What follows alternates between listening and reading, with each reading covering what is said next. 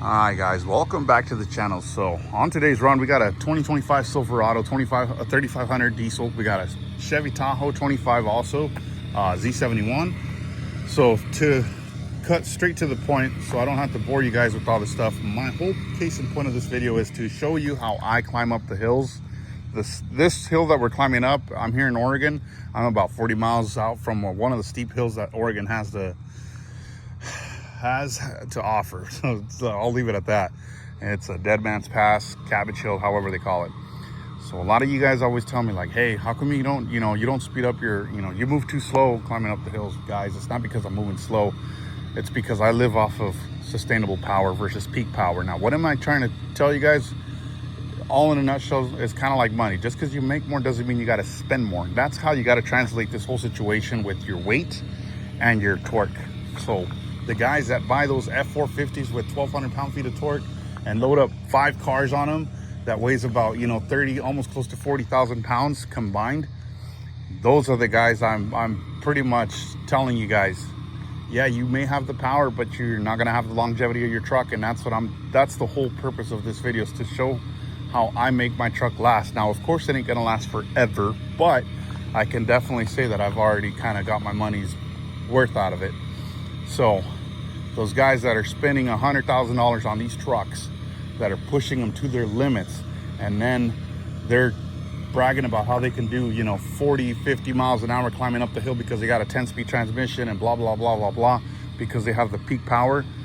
And then next thing you know, they're complaining about how they're blowing head gaskets at under 200,000 miles. Well, it's because this exact reason. You don't live off of this example, and that's what I'm trying to showcase to you guys that are trying to get into hot shots, so you guys can understand what I understand. And that's the difference between peak power and sustainable. Sustainable is where, yes, my truck can probably do 40 miles an hour climbing up with 19,000 pounds. However, I'm not gonna do it that way. I'd much rather have sustainable power climbing up the hill at about 30 miles an hour on third gear, raising the RPMs at 2100 just to keep my EGTs low. Because remember, guys, your enemy on this in any diesel is heat. That's your enemy. And if you can keep your EGTs low, that means there's that much less heat being trapped inside the engine bay. So when you're climbing up the hill, guys, make sure you're able to run your RPMs not ridiculously high, but just high enough to where you can kind of understand that there is some heat coming out of the tailpipe. And also, my routine for climbing up these hills is I always pop up, not open the hood completely, but where you pull the latch and it boom, so I leave that little gap as I'm climbing up the hill. I've learned that it makes somewhat of a difference as far as the airflow, because remember, guys, when you're climbing up the hill, especially at night, which is another case in point that I'll get to here in a sec, that airflow helps out for that heat to cycle out. And on top of that, I turn the heater on full blast with the windows somewhat down, and again cycling the heat. And which leads me to my my case in point, which was what I was telling you guys, the day and night difference. Towing 19,000 pounds during the day is completely different than towing 19,000 pounds during night. Why is that? Because when you're climbing higher elevations at night, you don't have the sun generating the heat, blah blah blah blah blah. You know where I'm going with this, guys. So therefore, a lot cooler air when you're climbing higher elevation. Therefore, your engine and the intercooling system and all that is able to basically have an easier time to maintain the temperatures a lot cooler. However, that doesn't mean that I'm not going to have coolant and oil skyrocket up. Yes, I will, but it's going to take a lot longer for the oil and the coolant to skyrocket up. And what do I mean by that is Cabbage Hill is about like a 7-mile stretch, just in you're going up and you're also curving. During the day, I mean, I will go from like 185 all the way up to like 219 in about a mile and a half. At nighttime, it's going to probably take me about I'd say about maybe 3 miles at most, 4 miles, give or take, depending again how I drive. So if I can maintain the RPMs high enough to where EGTs just cycle out, the hood propped open, the heater on, right before I start climbing up the hill and I get a good run at it, which I probably won't because it's 19,000 pounds. But, you know, you gear it down as it starts to kind of bog down. So you go from 6, you know, flat ground, and you start climbing up, you bring it down to 5th gear, and you really start climbing up, you bring it down to 4th gear. And you just, you know, you don't have to step on it as, you know, when every gear that you're bringing down slows you down. You don't have to, like, you know, romp on it. No, the whole idea here is as you're climbing up, obviously, you know, the weight's pulling you back slowly. The logic and the people that don't understand it is to step on the skinny pedal even more, and, you know, to sustain or whatever, to, you know, maintain that 50-mile-an-hour speed. But really, that's not how you do it. You go up, right? You're dropping your speed because of the weight. Therefore, you have to work with the gear. So you go from 6th gear, then you're obviously going down to 5th. Excuse me. You go down to 5th. And as you're going down the gears, guys, if this is my foot and this is my pedal, I'm just easing off every gear that I shift down. I'm easing off. So if 0 and 100% throttle is this, I'm about 60% throttle, right? Excuse me. 5th gear, bring it down 10%. 4th gear, bring it about another 5%, 6%. Once you're in 3rd gear and you're comfortable where you know that, you know, let's just say example is you're doing 30 miles an hour at that point, and you know that if you give it another 10-20%, you're able to jump up from 30 to 35 in a beat. The whole idea is to obviously not do that. Man, I am just coughing today. I'm coughing up a lung. The whole idea is just stay at your comfort, you know, as far as your speed goes, your RPM, and your throttle percentage. That's what you guys have to understand, and that's the whole point of when they say, hey, you know, what is peak power versus sustainable. I live off of sustainable, and I will show you what I mean by sustainable power.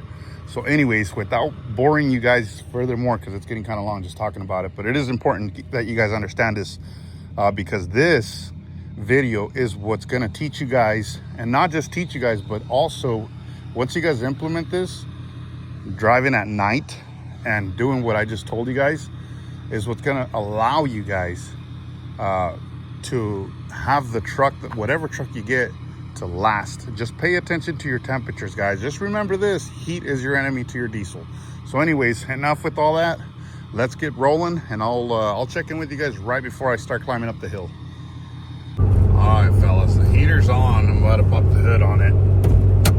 That's all I did, is pop in the hood. So temperatures are rating at 208 on oil. Coolant is about 199. If you look at the screen here, the bottom number, that 49, 48, that's my throttle percentage. That's what, you know, I'm putting down on my foot. The 9 is the brake, or the turbo boost. And then, of course, the number up top there is your RPM. So, and then your coolant is on the very top at 199. So that's what I'm trying to showcase. So the hill starts kind of where the car's climbing up, right up over there.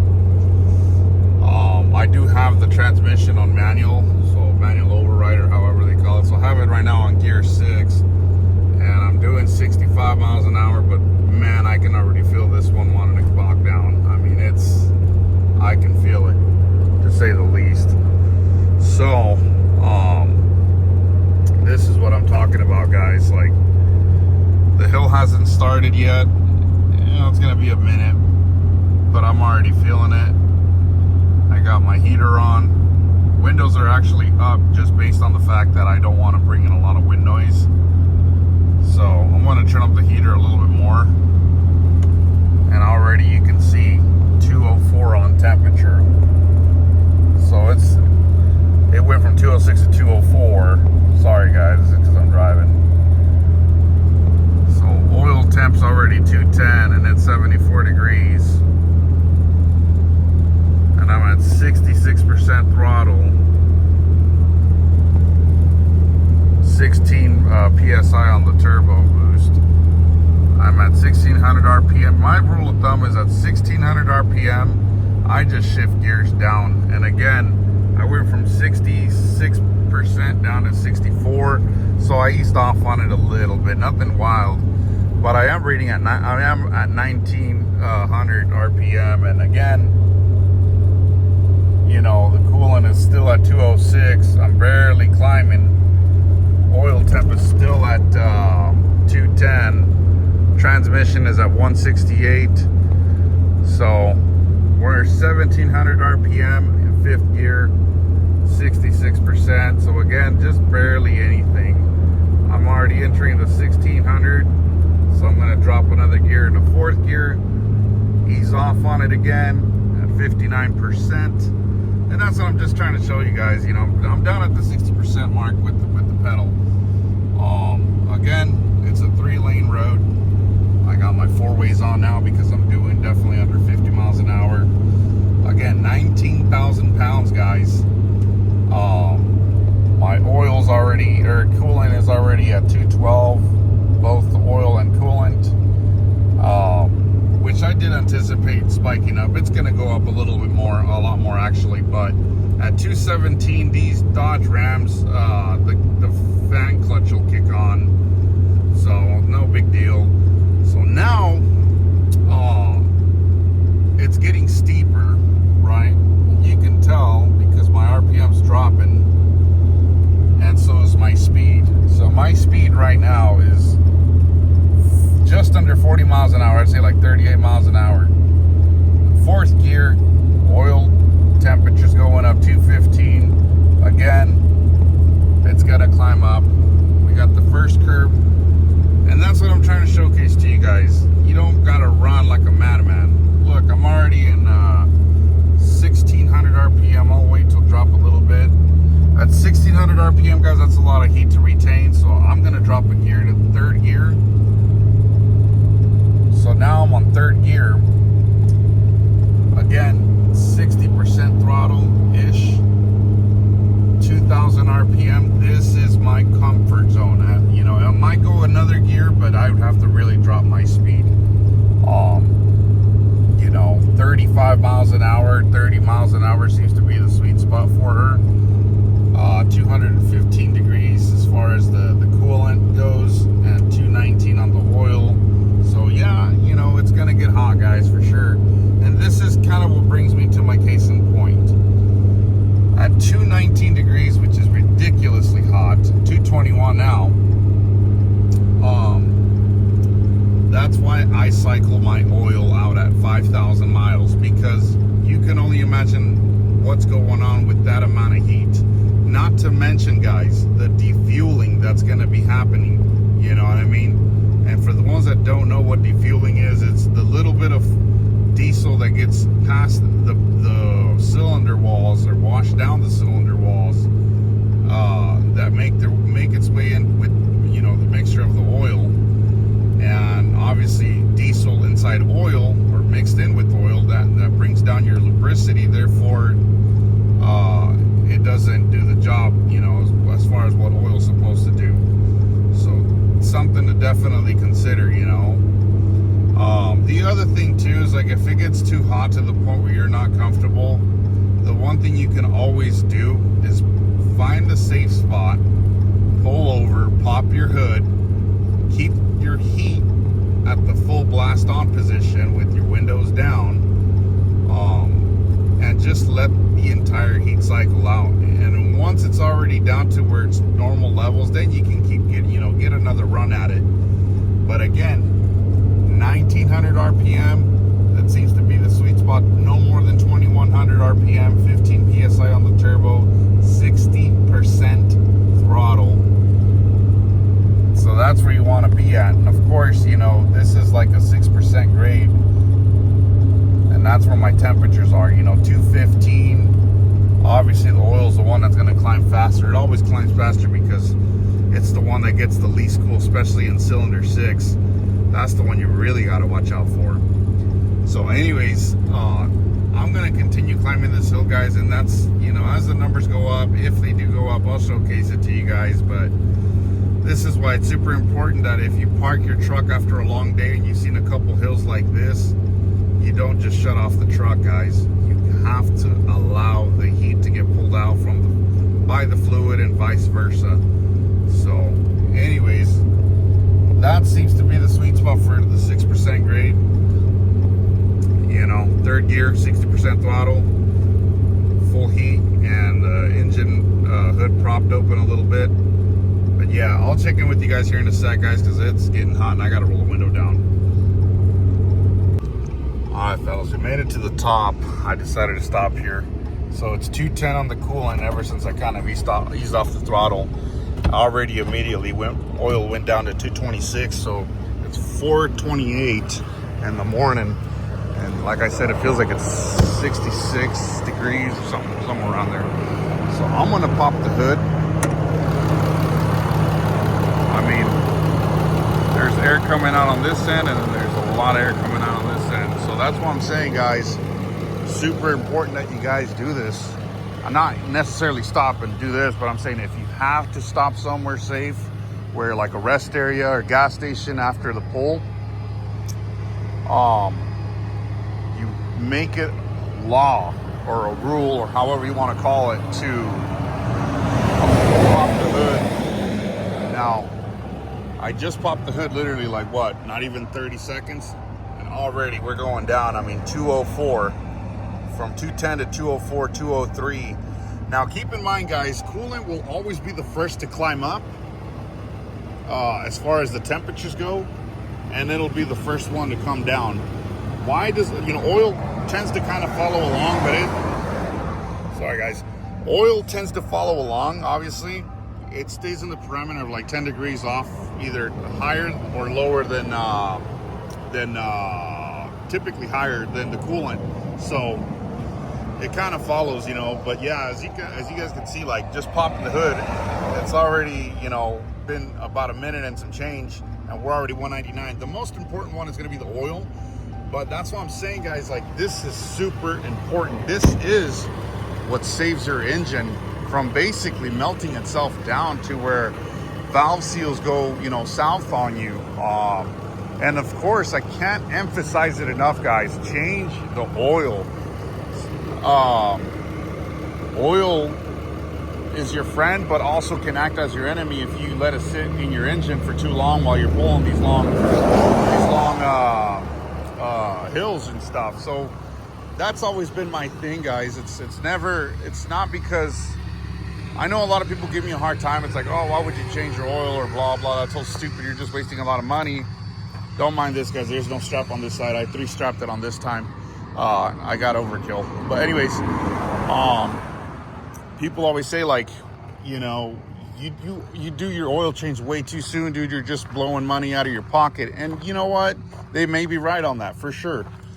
But it's cheap insurance in my eyes, because at the end of the day, guys, I would much rather pay, you know, for 2 oil changes in a month than to pay, you know, a valve seal or whatever, you know, a top end job for the engine and some downtime, not to mention the downtime that it's going to cost that I'm going to be losing out on. So you have to consider all that in a nutshell, guys. It's not about how much money you can make from point A to point B. It's about how much money you can save from point A to point B. And one way to do it is by staying up to date with not only your regular basic maintenance, but maintaining or finding ways to keep the heat off your engine. Man, that's I mean, I can't emphasize that much more louder, much more clear, because at the end of the day, you know, some people will understand it and some people won't. But this is the example. This is what I'm trying to showcase. I know the video's long and I'm sorry, but this is super important. You want to get 4, 5, 6, 700,000 up to probably even $1 million, if I dare to say, or $1 million, excuse me, 1 million miles, if I dare to say. This is one way of doing it. Now, if you really want to get 1 million miles out of them, then you're definitely going to want to run like a bypass oil system, or whatever they call oil bypass system or whatever. I think they call it an oil filter bypass. I don't remember, but it's the case in point is there's a special filter where the oil runs through it, and it really, really like helps it out as far as like the little molecules, you know, the residue or whatever, and it keeps it away. which is a good thing. It's never a bad thing to overkill yourself on that. But for me, in my opinion, I'd much rather just cycle the oil out and obviously, you know, change the filters and just keep it at the 5,000 mile mark. Now, here's the prime example. So I don't make the video too long, guys. If I'm having to consistently tow this amount of weight, you know, with the truck already in the picture, we're already like, you know, 24,000 pounds. If I'm towing like this every day, going this exact route, then yeah, I would definitely cycle my oil out to about maybe no more than 4,000 miles and cycle that out. Just cycle it out. And you're gonna think to yourself, well, that's dumb. Why would you do it? Well, give it some thought, guys. The defueling by itself is gonna wipe down and contaminate the oil. And once that contaminates the oil, your cylinder walls are no longer protected, or at least as protected as it once was in the beginning. So you keep that going, you know, as far as cycling goes, and you'll be all right, guys. Even if you're using, I hate to say it, but even if you're using cheap oil, at least you're cycling it, you know, soon enough to where if the cheap oil starts to break down, you already got it out, and on to the next, you know, and on to the next. You know, with the mid-grade oil, you cycle it basically right before it starts to kind of want to break down, or maybe it just barely starts to break down, and again, you cycled it. If you're using Schaefer's, if you're using AMSOIL or Renzel's oil or whatever, that stuff, it probably won't even be broken down by the time you get to the 5,000 mile mark and you switch it out. It likely probably won't. So at that point, I'd probably tell you, yeah, you're kind of doing it too soon. And yeah, it's kind of pointless to do it soon. And yeah, you're definitely wasting money. But the big question is, what is it hurting? And the real answer to that is nothing. It doesn't hurt nothing to change your oil, regardless if you're running Schaefer's or, you know, cheap old oil from, you know, Walmart or whatever. Not that I'm saying to do it, but, you know, it doesn't hurt nothing, guys. It really does not hurt nothing, other than your wallet. We can all agree to that. I mean, that's common sense, right? But that's my case in point, guys. And to wrap this video up, exactly how I'm doing the truck, or you know, I got the hood popped open and I'm allowing the fluid to pull the heat out of the engine bay, and then, you know, vice versa and all that. As I said before, this is exactly what I do in each and every stop. If I'm gonna use the restroom, I just leave the truck idling and I have the hood open. If I gotta go fuel up, as I'm fueling up, same scenario, let it idle, have the hood open. When I'm done for the day, as I've always said before, I let the truck idle for about 10 minutes. As a matter of fact, I mean, we've already been here 5 minutes. Let's see what the temperatures are. Just to say that let's just say we just got home and we're parking for the day. Look at that. We're down at 212. Coolant is 195. So yeah, it may not have gone down to, like, as far as the oil temp hasn't gone down to like 185, but it will make its way down there, you know. But again, it's only been 5 minutes. Now you give it 15 minutes, we'll just say 15-20 minutes at most, you'll be down at, you know, 188, 192. Sometimes if it's really cool, like as in, you know, 40 degrees, oh yeah, you'll make your way down to like 177 in a heartbeat. But that's what I'm trying to tell you guys. I mean, at the end of the day, you guys treat you guys treat your truck the way you guys want to treat it. But if you guys want something to last, this is the fundamental of understanding how the diesels need to be treated in order for them to get longevity, as far as your expectations go. I do believe each and every of the engines, the 6.7 Power Stroke, 6.7 Cummins, and the 6.6 Duramax, I do believe that they can all last as long as 500,000 miles at the bare minimum if you do this. I'm a firm believer on it. And my truck is stock, guys, other than maybe, you know, it's got a tune, but believe it or not, it's a little bit more on the detuned side. But I'll get into that in another video. But that's my case in point, guys. You can make any of these diesel engines last. And this applies, you know, kind of the same for a semi truck, except that, you know, you can't leave your hood open like that because the semi is a whole different breed of a thing. But that's where my background comes from, guys. I learned this because of my old boss. And my boss has like 2012 Kenworth T660s with like 1 million miles. And all of them, you know, they're high miles. And, you know, one or two, you know, have pretty much grenaded because of the drivers that, you know, they rump up the hill. But, you know, I got the worst truck out of the fleet. It was an ex-cattle hauler, and that thing ran hot. And I understood what he taught me. And I never had an issue with that truck. And every driver that he would put into it, man, he would have issues with that driver. Not the driver necessarily, but the driver would have issues with the truck, warming it up because he's climbing the hill going, you know, trying to put 60, 70 miles an hour, you know, towing 100,000 pounds overall. Well, no, duh, you're going to have, you know, you're going to obviously warm up cylinder 6 and cylinder 5, and everything kind of goes south from there, you know. So anyways, I don't want to make the video long, guys. That's my case in point. I still got ways to go, but I am going to park it here for the night. Well, not here, but, you know, just down the road here. Could go to the rest area. But yeah, tomorrow or today here in a couple hours, I got to turn in that Chevy Silverado in the back, and then I'm going to go down to Caldwell and then turn in the Chevy Tahoe. And then from there, I'm going to go back down to Ogden, Utah to pick up 2 trailers. I believe it's a 20-footer to 16-footer.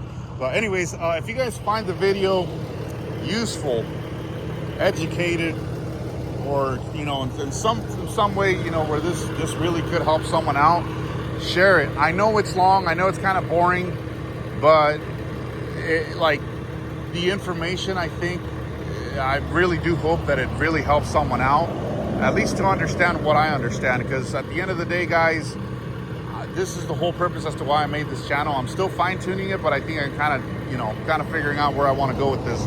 But I want to just give you guys my real-world experience as to what's going on with me and how I make my truck last. Because at the end of the day, I mean, it does have 400,000 miles, and I haven't had any issues. And I think I'm doing something right. I just don't know what it is, and I think this is what it is. So anyways, if you guys found this useful, again, I'm sorry if it's been long. It just is what it is, guys. Hit the thumbs up button. I would greatly and deeply appreciate that. Share it with somebody that you know that can really benefit out of it. And comment down below if there's anything you guys would like to know as far as this goes. And as always, guys, may the Lord bless you, and I will catch you on the next one.